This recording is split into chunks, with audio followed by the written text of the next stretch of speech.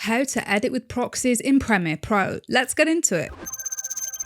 Start by right-clicking your footage, come down to Proxy and choose Create Proxies. In the Proxy window, for frame size, choose half.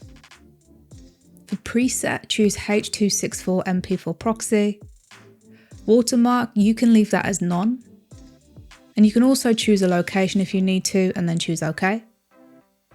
This will open Adobe Media Encoder and it will start processing your footage as proxy files. With that done, we can then come back into Premiere Pro and you'll notice a proxy icon has appeared but the status is off. To enable this, we need to come over to the toolbar and enable proxies. If you don't see this, click the plus and then find the proxy icon and drag this into your icon bar and choose OK. Now we've enabled that, we can see this has turned blue, indicating the status is on, and if we drag it into our project, we can start editing with proxies. And that's all there is to it.